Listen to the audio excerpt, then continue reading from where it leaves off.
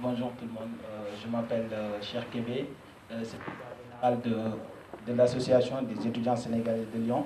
Bon, moi je vais un peu parler pour les étudiants, parce que d'après ce que j'ai entendu, quand on parle des étudiants, à chaque fois on parle de changement de statut. Mais quand on change de statut, on n'est plus étudiant. Ça veut dire qu'on est sorti de ce cadre. Et quand on parle des étudiants, la plupart du temps, on parle de repartement des corps et tout. Mais nous, quand on parle d'étudiants, nous on parle de quand on est étudiant. Les problèmes qu'on a. On a des problèmes de logement, on a des problèmes de revenus, les bourses. La plupart des étudiants sénégalais qui sont sur Lyon, ils ne sont pas boursiers. On est obligé de travailler. Quand on travaille, on n'a que 20 heures par semaine. 20 heures par semaine, des fois, ça ne suffit pas. On a un logement de 400 et quelques euros. 20 heures par semaine, on a 500 et quelques euros. Et on est étudiant, mais on n'est pas étudiant au Sénégal. Même quand la maman vous appelle, elle vous demande quoi? Donc ça veut dire qu'on est étudiant, mais on n'est pas étudiant. Donc, à chaque fois, on n'a aucun droit. Quand je dis on n'a aucun droit, on n'a pas droit au chômage. Vous allez nous dire non parce que vous n'êtes pas travailleur. Bah si, on est travailleur. Puisqu'on travaille 20 heures par semaine, on n'a pas de bourse. On n'a pas trouvé des revenus pour nous, mais quand on travaille, après c'est fini. On travaille, c'est bon, on n'a pas de chômage. Deuxièmement, pour les papiers administratifs, je fais une formation de sécurité, on me demande 3 bulletins de casier judiciaire. Je ne sais pas qu'est-ce qu'on a ici pour avoir les casiers judiciaires, qu'est-ce que l'État a fait. Mais nous, pour avoir le casier judiciaire, il faut que j'appelle la maman, elle envoie le petit frère qui va s'asseoir les cours un jour pour aller à Sakal. Ensuite, on paie beaucoup d'argent pour que je puisse avoir le casier judiciaire 3 semaines après. Ça me pose des problèmes. Bon, pour le nombre d'heures aussi, j'ai demandé, des fois c'est un peu compliqué, pour 20 heures par semaine, si on peut avoir plus ou bien si on peut avoir des revenus ou bien trouver des solutions pour les étudiants, ce serait très important. Merci. Bonjour, je m'appelle Fabrice Diédiou, futur membre de la FFST.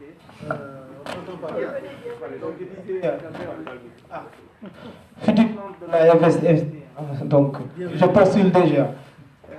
Alors moi je voulais déjà intervenir sur un point par rapport à la présentation de l'institution en elle-même.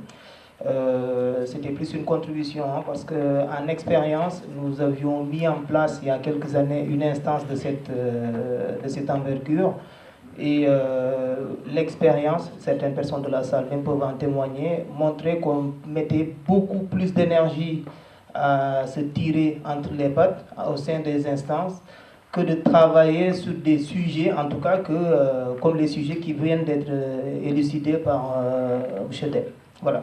Donc ça, c'est un appel que je lance en même temps à cette instance-là. Si ce n'est pas le cas, c'est tant mieux. Mais si c'est le cas,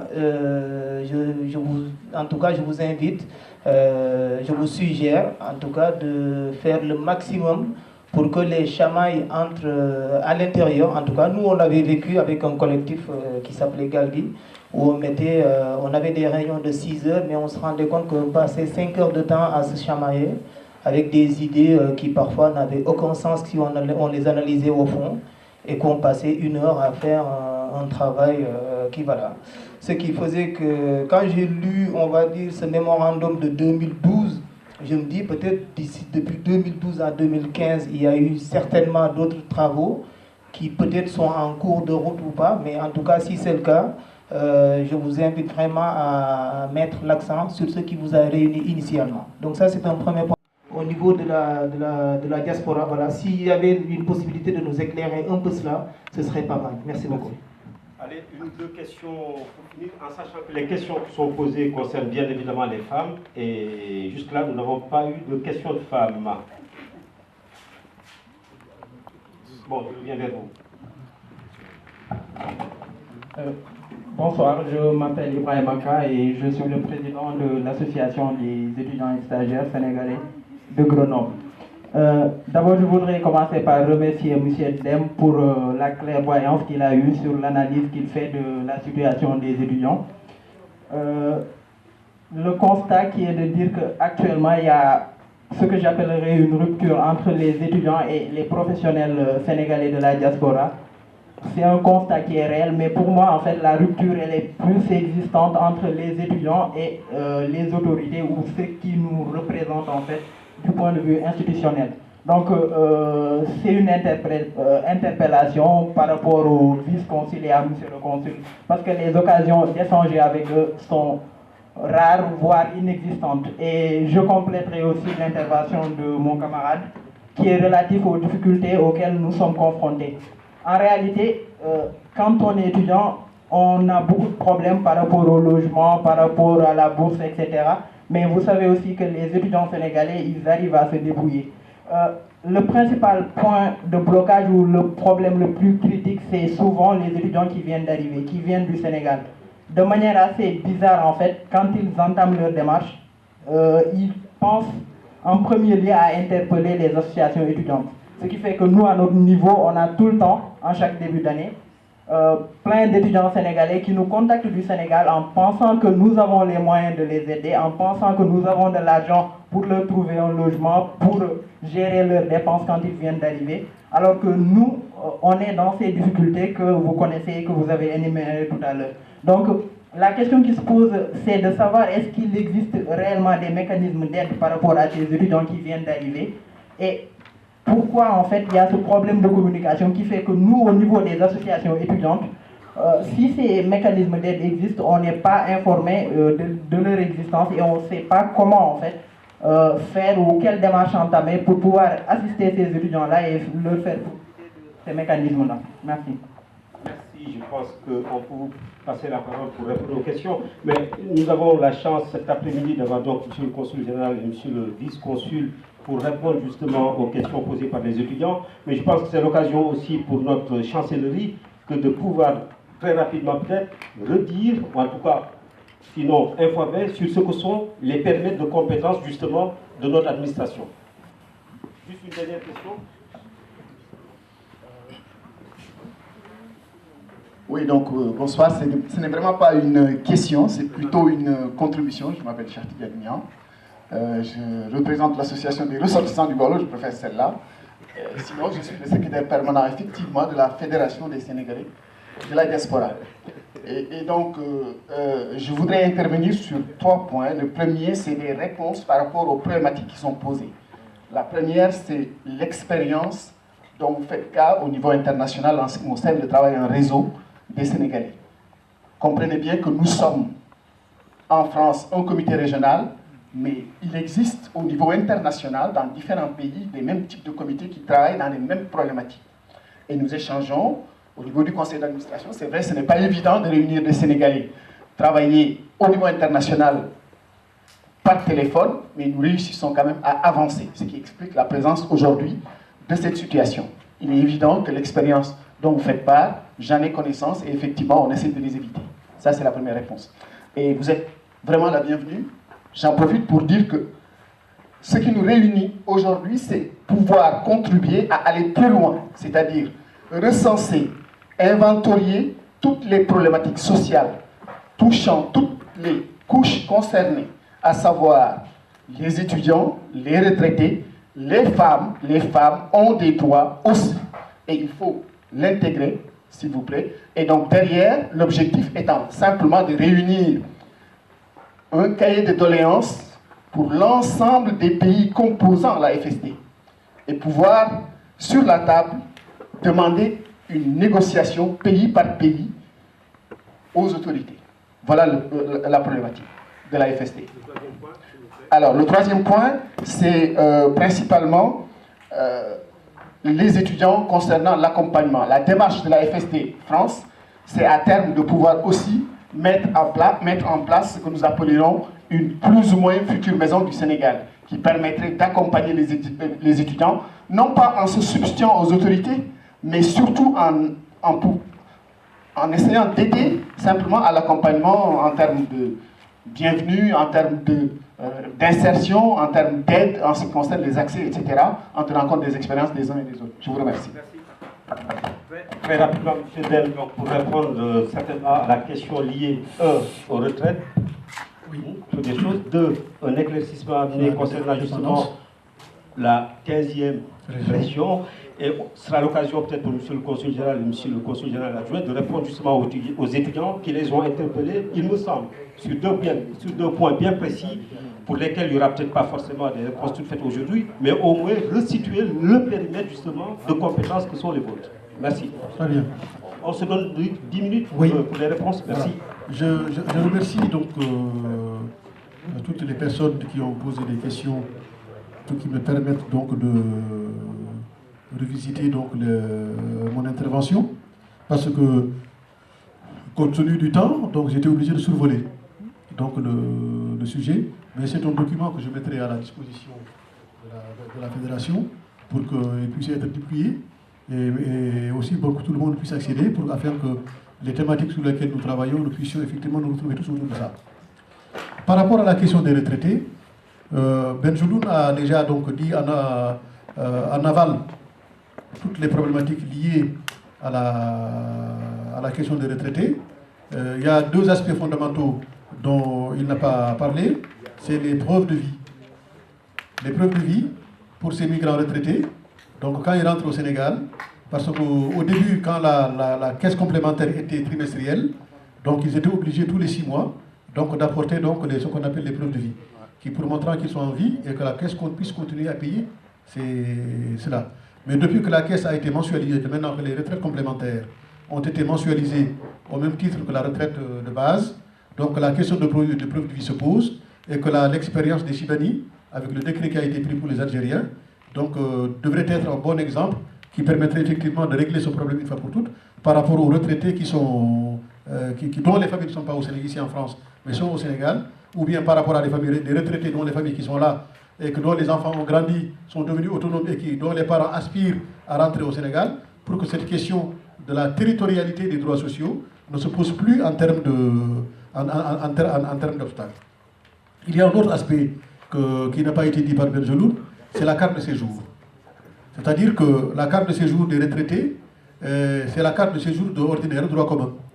Mais il se trouve qu'avec cette carte de séjour de droit commun, quand vous entrez au Sénégal, au-delà des 3 ans de séjour au Sénégal ininterrompu, la carte est périmée. Selon la loi, c'est l'article 314.7 donc de la loi CESADA, donc qui effectivement pose cette condition de la durabilité de la carte de séjour. Mais alors, se pose maintenant un autre problème. La préfecture, le gouvernement français propose aux Sénégalais, aux retraités d'ailleurs du monde, que tous ceux qui veulent rentrer dans leur pays peuvent échanger leur carte de séjour ordinaire à la carte de séjour retraité. Mais seulement cette carte de séjour retraité, elle a des problèmes. Elle a beaucoup de problèmes. Un, quand tu as une carte de séjour de retraité, tu n'as plus le droit de séjourner en France plus d'1 an. 2, dans l'adresse de la carte de séjour de retraité, ce n'est plus l'adresse de la France qui est mise, c'est l'adresse du séjour de ton pays d'origine. Donc automatiquement, tu sors de la territorialité des droits sociaux, que même si tu reviens en France, compte tenu que ton adresse n'est plus en France, tu ne peux plus bénéficier des droits sociaux, notamment liés à l'assurance maladie, etc. Donc ça, c'est les inconvénients.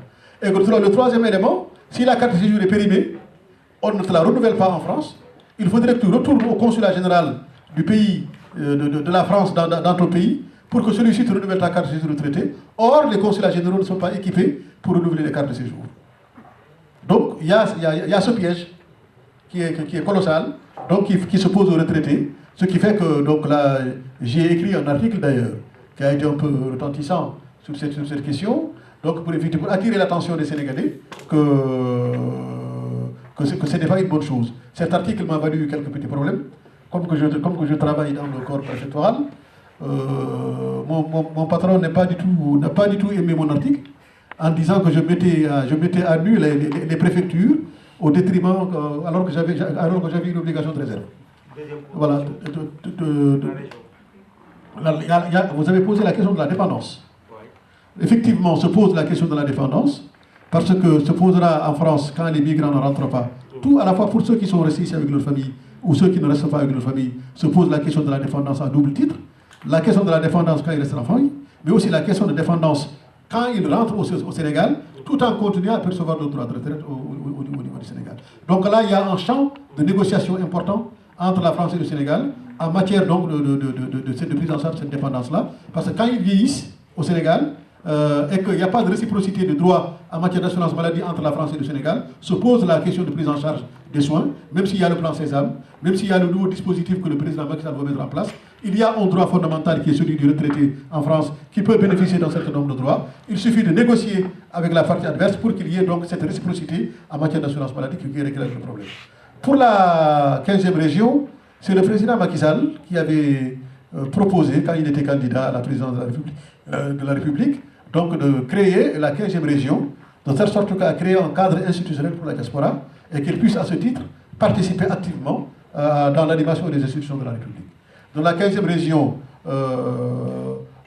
quand nous sommes alliés, parce que je suis un allié politique du président Macky Sall, donc quand nous sommes alliés, compte tenu des connaissances que j'avais sur le sujet, il m'avait demandé donc de lui faire une note de faisabilité de cette 15e région. Donc je lui ai donné, donc en main propre, quand nous nous sommes vus à Dakar lors de la campagne électorale, parce qu'on l'a fait ensemble au niveau du Sénégal. Donc il était question qu'on puisse monter cette 15e région.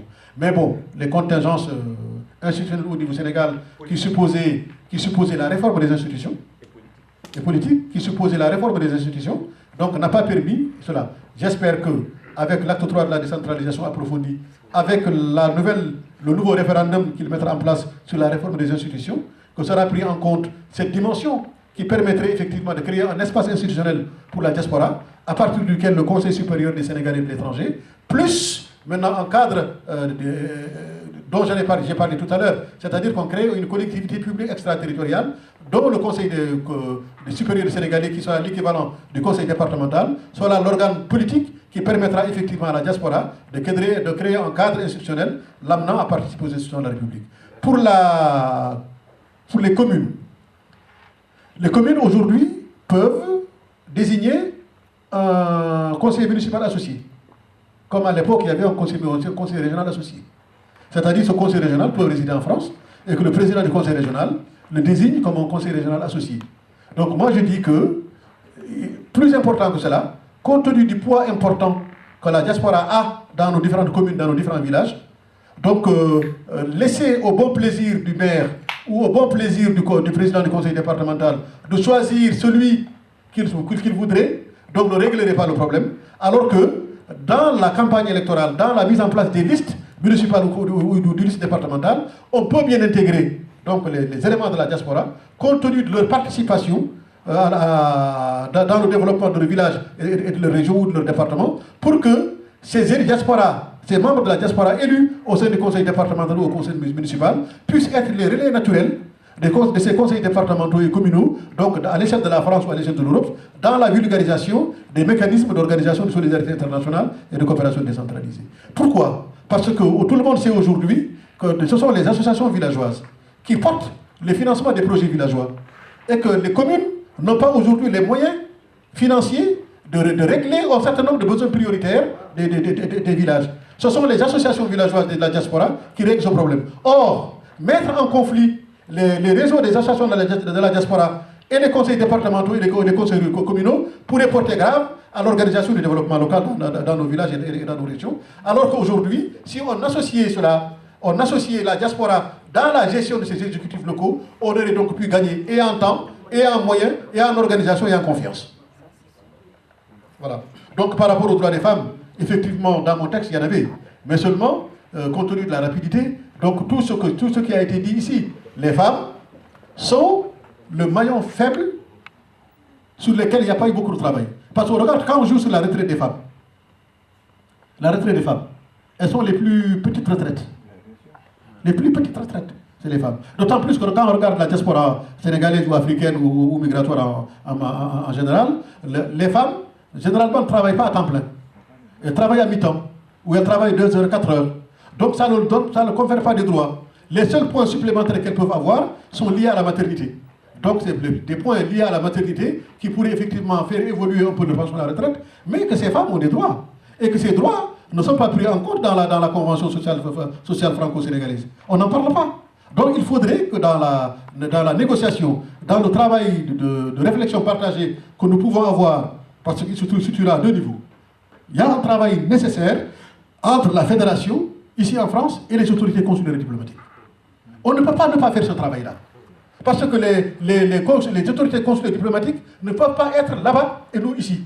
Il faudrait nécessairement qu'il y ait un lien. Donc ce travail d'échange permettra effectivement à trouver un diagnostic partagé de la diaspora, de telle sorte qu'à pouvoir proposer à l'État donc des propositions qui lui permettront demain de pouvoir négocier avec la partie française, sous réserve que l'État du Sénégal accepte que la diaspora l'accompagne dans ce processus-là.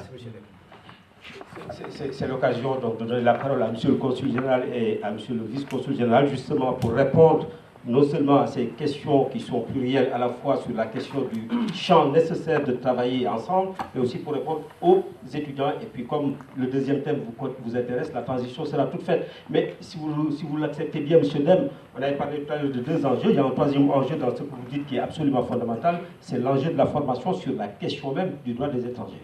Merci. Merci.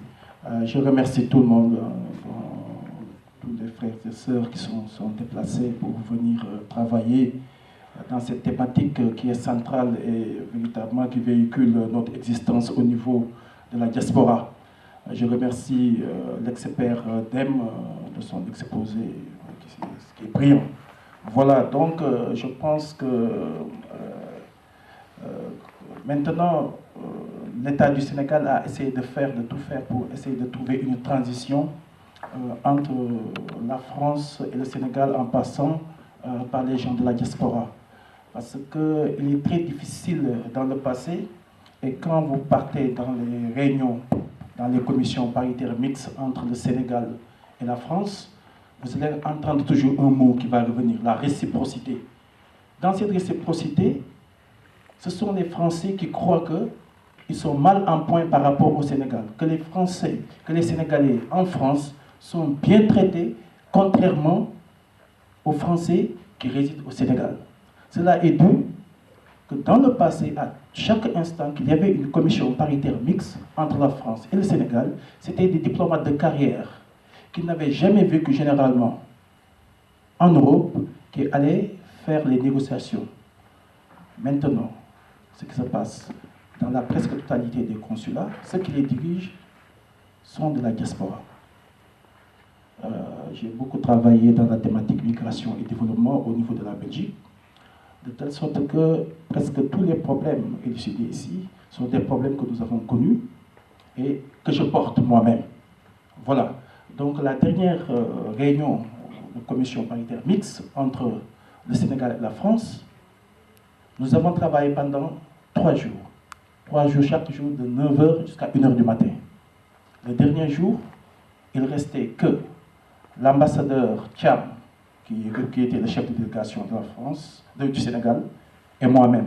Parce qu'il y avait des problèmes de la thématique qu'il voyait, que je comprenais mieux que les diplomates de carrière. Bon, une fois, j'ai dû lire un texte de M. Benjeloun. Alors, j'ai essayé de vous saisir parce que je le voyais dans votre texte. Et il était question pour moi, j'ai déjà même gardé votre adresse, de vous convoquer un jour ou de me déplacer pour qu'on puisse travailler parce que le 29 prochain, le 29 janvier, ce sera encore la deuxième réunion paritaire mixte entre la France et le Sénégal, donc où on va parler de nos droits. Et c'est le lieu véritablement pour nous défendre, parce que ce sont les mêmes problèmes que nous vivons. Même quand je suis venu en France, les diplomates qui sont sénégalais qui sont en France sont très mal lotis par rapport aux diplomates qui se trouvent en Belgique ou ailleurs. Par exemple, les droits médicaux que vous avez, nous ne les avons pas. Ouais, on n'a pas de carte vitale là qui fait qu'à chaque fois qu'on arrive, il faut qu'on paye au vice-consul, hein, donc la promouter et pour qu'il puisse répondre aux étudiants. Je pense qu'il y a actuellement un travail de fond qui se fait et qu'il y a des résultats. Voilà. Donc, sachez que après, ces travaux, moi je suis prêt à cueillir dans la totalité les doléances, parce que ça ne peut qu'apporter du bien au Sénégal. Hein. Alors, donc, pour qu'on puisse défendre ça à la commission paritaire mixte le 29 janvier. Je vous remercie. Merci, Monsieur le Consul général, pour ces éléments de précision qui me semblent donner réponse à au moins une double préoccupation que vous portez. La première, nous avons un diagnostic partagé justement sur l'ensemble des droits sociaux et qui, pour rappel, sont des droits quérables. Quérables, ça veut dire qu'il faut demander. Mais pour les demander, il faut les connaître. Et dans ce que vous dites, la commission mixte paritaire permet justement, au-delà d'un repérage ou d'un recensement, d'avoir des points sur lesquels, effectivement, il y a nécessité, à la limite même, de ne pas céder, puisque l'exigence de réciprocité dont on parlait tout à l'heure, qui est à l'origine de l'inégalité de traitement, puisque vous le disiez, est au cœur même, je dirais, d'une préoccupation partagée, parce que nous en sommes victimes. La deuxième chose, sur effectivement la question des étudiants, je crois que vous le dites, il y a un travail qui est en train de s'initier. On va laisser à M. Boyd le soin d'y répondre, et surtout de continuer la parole sur le deuxième thème, puisqu'il y a des questions qui ont été évoquées par M. Dem sur le co-développement et autres, qui justement sont des questions dans le droit fil du deuxième point. Non, tout à l'heure. Si, il faut changer.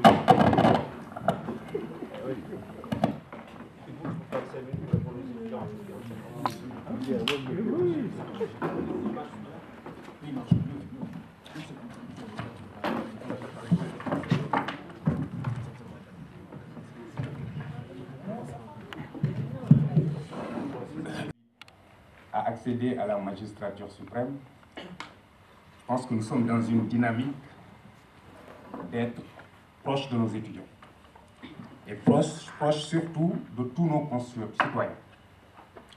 Le consul général l'a si bien dit, effectivement, il y a eu un vécu. Et de ce vécu, nous avons tiré des expériences. Aujourd'hui, les personnes qui sont en face de vous sont à même de pouvoir essayer avec vous de trouver des solutions par rapport à vos problèmes. Et c'est dans ce sens-là que nous nous sommes inscrits.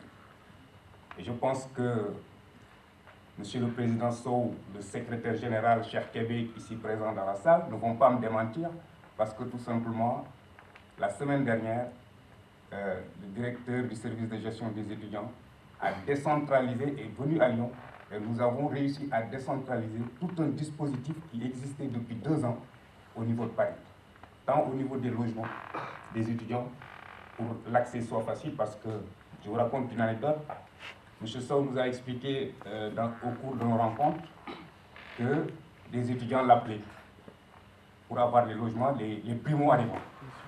Et lui, il n'a pas de solution. Le seul réflexe qu'il avait, en fait, c'est d'appeler Kébé. Kébé lui dit, écoute, il faut qu'on trouve une solution. Et en réalité, ce n'est pas à vous de trouver cette solution. Cette solution, c'est à nous tous de trouver ça. Et c'est la raison pour laquelle, quand ils sont arrivés, nous avons fait le CROUS pour regarder s'il y avait possibilité de remettre en place les conventions qui existaient.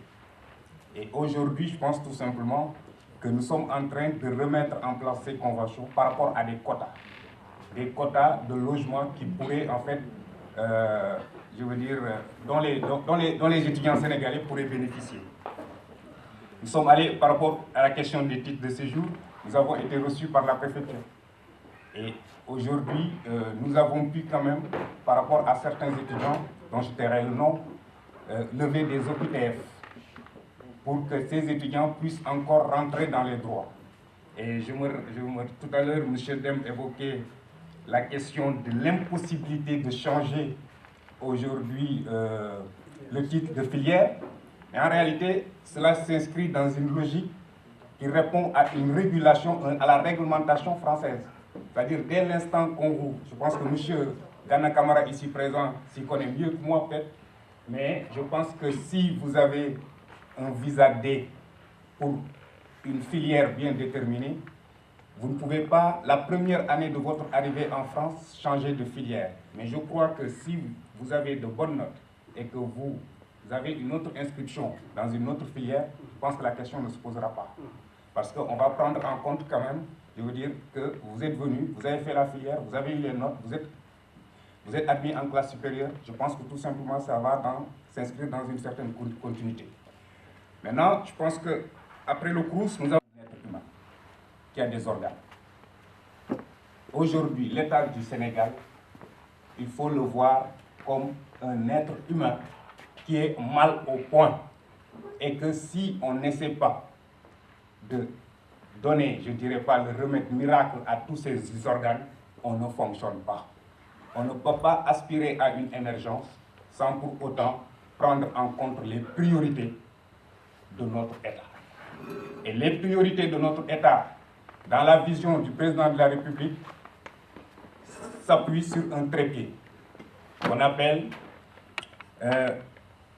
3 axes du moins, c'est un trépied, transformation structurelle de l'économie et de la croissance. L'axe 2, capital humain, protection sociale et développement durable. Et l'axe 3, gouvernance, institutions, paix et sécurité. Et ce qui nous intéresse aujourd'hui, ici, c'est l'axe 1, cette transformation structurelle de l'économie et de la croissance. Mais nous ne pouvons pas parler des outils mis en œuvre aujourd'hui pour vraiment aider les Sénégalais de la diaspora sans pour autant parler de l'axe 2. Parce que cet axe 2, en fait, intègre cette dimension sociale et solidaire. Et ça, c'est important. Mais cela n'est pas faisable non plus si toutes les conditions d'un État digne de ce nom, respectable, qui s'inscrit dans une certaine éthique dans la gestion des deniers publics n'existent pas. Donc il faut qu'il y ait des garanties nécessaires. C'est dans ce sens qu'aujourd'hui,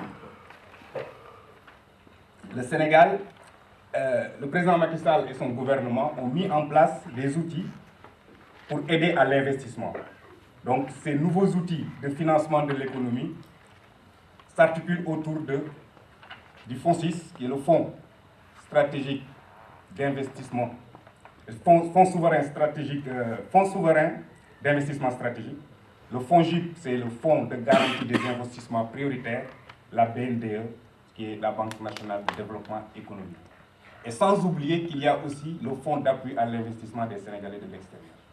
Pour vous dire tout simplement que la FFSD et des projets, aujourd'hui, je pense que les consulats et les ambassades et toutes ces institutions que je viens d'énumérer, en fait, peuvent vous servir de relais dans leur mission parce que ces outils sont là pour nous.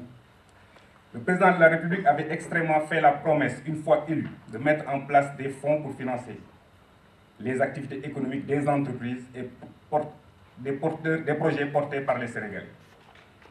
Donc, il a initié le Fonds 6 et le Fonds GIP. Le président a tenu sa promesse et s'inscrit dans une dynamique de réponse concrète aux défis de financement de l'économie et dans les priorités de développement qui passent nécessairement par les projets d'investissement structurants. Le Fonds souverain d'investissement stratégique, je finirai par ça.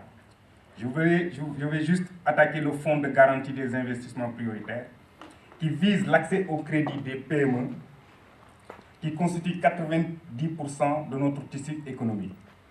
Il sert de garantie et de bonification des taux pour tous les projets, notamment ceux portés par les femmes et les groupements féminins, et surtout si ça s'inscrit dans une sorte d'économie solidaire, ainsi que d'un fonds de roulement pour les producteurs agricoles. Les impacts attendus du fonds GIP sont, en termes d'augmentation du volume des crédits bancaires destinés aux PME, la réduction de 50% de gap de financement, soit 250 milliards de francs CFA dès 2016. En termes de création d'emplois, 30 000 emplois directs par an, et cela pour 50 milliards de fonds dédiés à la garantie et à la bonification. Ce que je voudrais juste dire entre parenthèses ici, c'est que nous avons quand même eu une augmentation quasi importante de notre budget aujourd'hui. Nous, en 2013, nous étions à 2889. Aujourd'hui, nous sommes à 3022 milliards de budget. Donc, ce qu'il faut savoir, il y a eu aussi une réduction draconienne du budget de fonctionnement de notre État. Et que cet argent généré est investi dans les outils. Parce qu'il faut savoir que ce soit le fonds GIP, que ce soit le fonds 6, il y a presque 70% d'investissement de subvention de l'État. La Banque nationale, en termes de réduction de coûts, de financement et surtout de l'allongement de la durée moyenne des crédits, 3 ans contre 10 mois aujourd'hui. Donc avant, vous déposiez pour obtenir un crédit. Aujourd'hui, vous attendiez 3 ans avant. Aujourd'hui, vous attendez juste que 10 mois.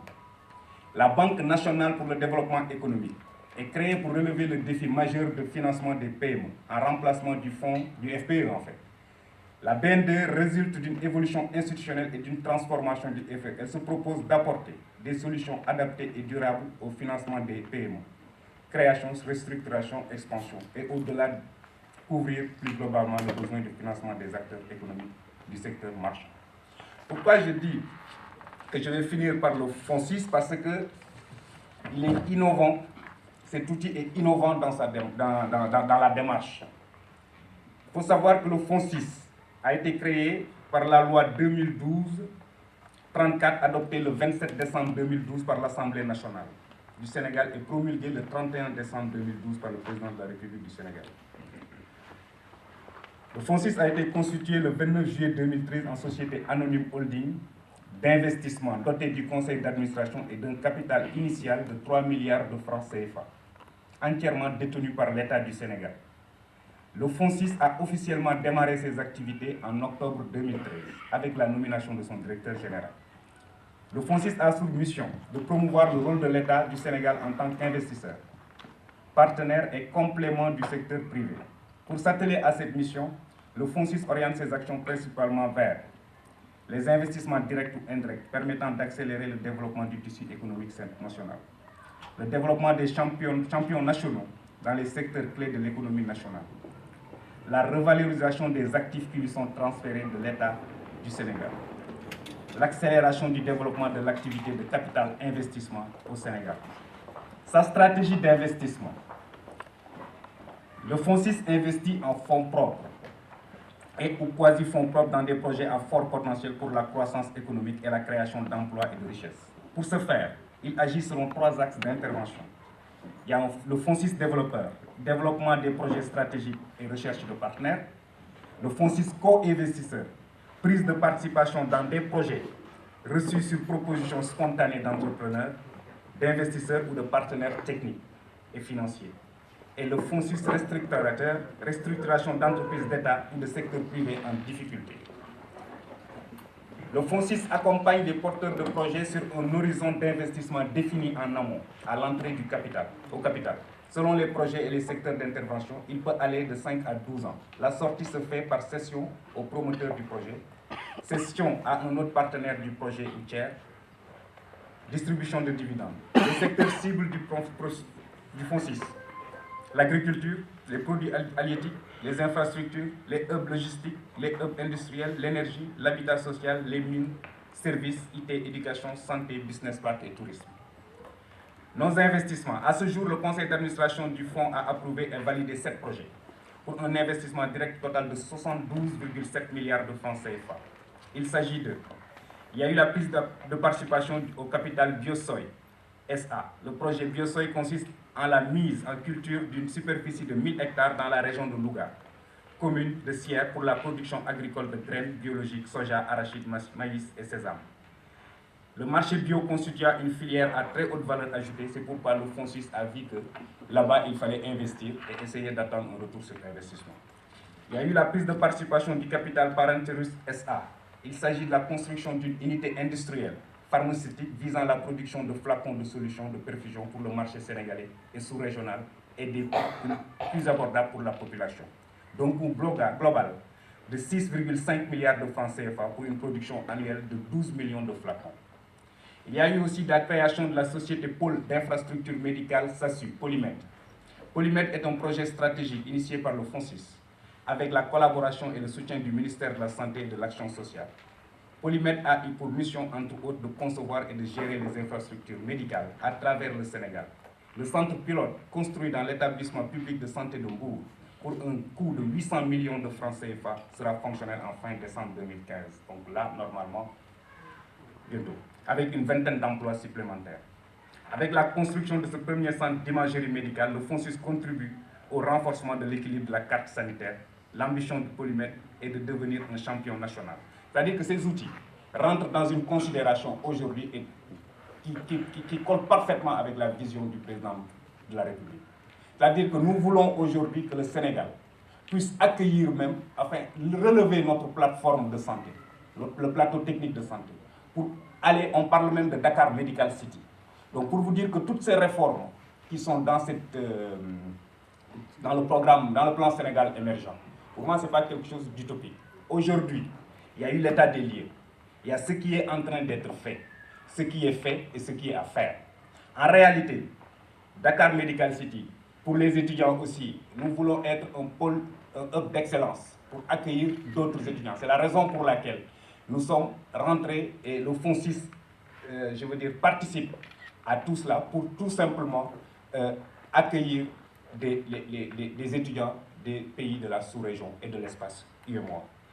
Prise de participation aussi du FONSIS au capital de Synergie SA. Il s'agit pour ce projet d'installer et d'exploiter une centrale solaire photovoltaïque de 30 MW dans la région de Thiès pour un coût global de 27 milliards de francs CFA, en y incluant le raccordement. L'électricité produite sera vendue par la Sénélec. Le projet est en ligne avec la vision de la volonté politique du président de la République, telle que formulée dans la nouvelle lettre de politique énergétique LPDSE. Il contribue à l'atteinte de plusieurs objectifs de ce plan énergétique national, également décliné dans le plan Sénégal émergent. Il participera notamment à diversifier le mix énergie dès 2017. Il s'agit d'un projet solaire copiloté par le FONSIS qui compte le répliquer dans différentes zones du territoire national en accord avec la Sénélec. Le FONSIS est co-développeur du projet aux côtés des promoteurs privés, dont un fonds international d'infrastructures gérant plus de 3 milliards d'euros. Il y a eu aussi la mise en place d'un sous-fonds dédié aux PME. Ce fonds d'investissement multisectoriel spécialement dédié aux PME sénégalaises à fort potentiel au Sénégal sera à terme doté d'au moins de 3 milliards de francs CFA, dont 1 milliard de francs CFA du FONSIS. Le fonds est le premier fonds de capital risque sénégalais et permettra la création d'une cinquantaine de PME, la création de la préservation d'environ 2600 emplois locaux, la promotion des marchés locaux et l'aide à la structuration et au renforcement des chaînes d'approvisionnement. La contribution à l'encadrement et au suivi de proximité avec la mise à disposition d'une assistance technique experte pour renforcer la capacité des PME financées. Le fonds a été initié par 2 professionnels du capital d'investissement en collaboration avec un fonds international. Le FONSIS est parmi les actionnaires fondateurs du fonds, à leur côté et aux côtés d'autres actionnaires nationaux. La création du fonds PME FONSIS SAED. Le fonds PME FONSIS SAED est un projet initié et développé par FONSIS en collaboration avec la SAED. Ce fonds, lancé en octobre 2015, est dédié à l'investissement dans des PME agricoles de la vallée du fleuve Sénégal. Plus de 300 emplois permanents directs et 500 indirects sont attendus de ce projet. Le FONSIS est l'actionnaire unique du fonds, qui est initialement doté d'un capital de 1 milliard de francs CFA. Il y a aussi la prise de participation au capital de la société de projet Club Med Saraba. Vu que notre tourisme ne marche pas très bien, donc le FONSIS s'est approprié ça. Et il s'agit de la construction d'un village de vacances de 350 chambres sur le site de l'ancien club Aldiana à Nianing, sur 30 hectares avec plage à Mbour et de son exploitation sous la marque Club Med. Les actionnaires sont la VACAP S.A, le Club Med, la CDC du Sénégal et le FONSIS. Le Club Med Saraba devrait ouvrir en fin 2017.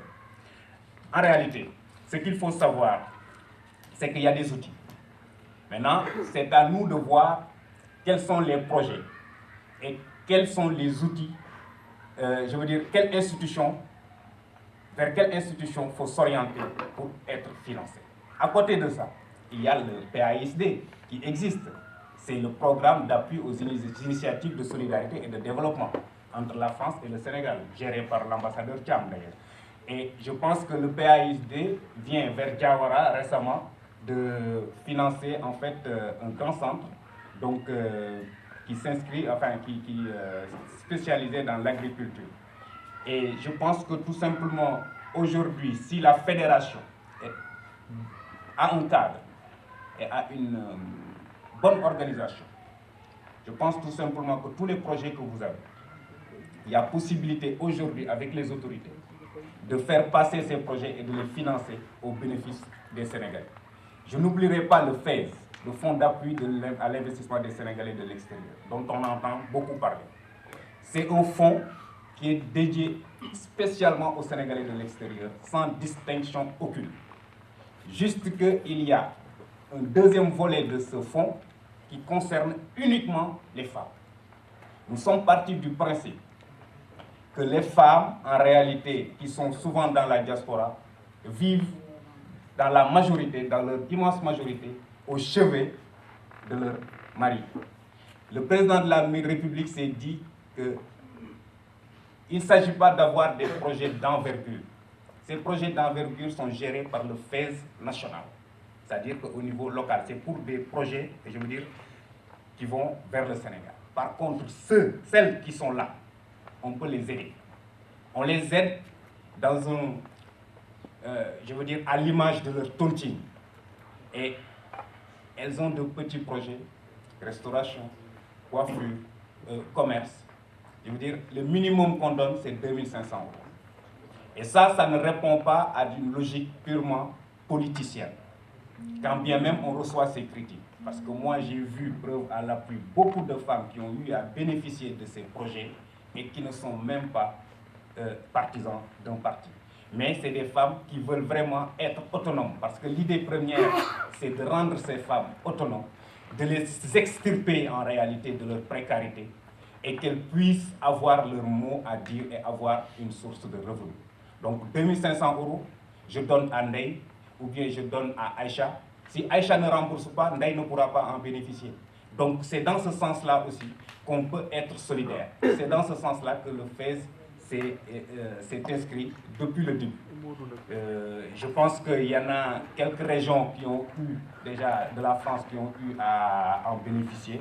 Bientôt ce sera le tour de Lyon, Marseille et Bordeaux. En gros, voilà le package que je voulais vous dire aujourd'hui. Et sachez que nous sommes là pour plus d'amples informations et puis vous orienter par rapport à vos besoins. Je vous remercie. Merci, monsieur le vice-consul général, pour cet exposé consistant et très précis sur justement les mécanismes et outils sur lesquels les Sénégalais de la diaspora peuvent s'appuyer pour, si ils ont des projets d'investissement, s'appuyer sur ces différents outils. Mais, comme vous l'aviez dit dans votre propos initial, ce dont on entend beaucoup parler du projet Sénégal émergent, que vous avez décliné autour de 3 axes qui sont absolument fondamentaux. Le premier axe concernant justement la transformation structurelle de l'économie et de la croissance. Le deuxième axe concernant la valorisation du capital humain.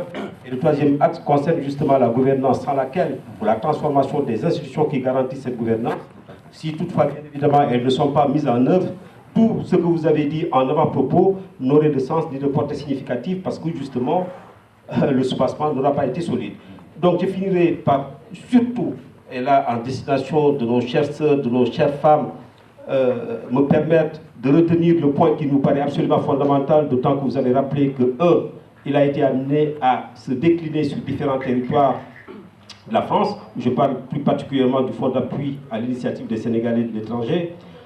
Beaucoup de choses ont été dites, et beaucoup de Sénégalais ici, en particulier de Lyon, n'ont pas encore compris que notre région ait été oubliée, en tout cas qu'on ne soit pas venu à elle. Donc je pense que c'est l'occasion non seulement de poser la question, d'autant que, et monsieur le consul général vient de me le souffler à l'oreille, qu'il s'agit justement d'un volet qui concerne les femmes, volet pour lequel les femmes ne remboursent pas le prêt.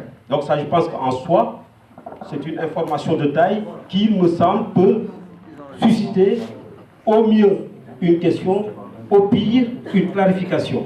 Est-ce que... Elle rembourse mal. Bon, donc une précision sera apportée tout à l'heure alors.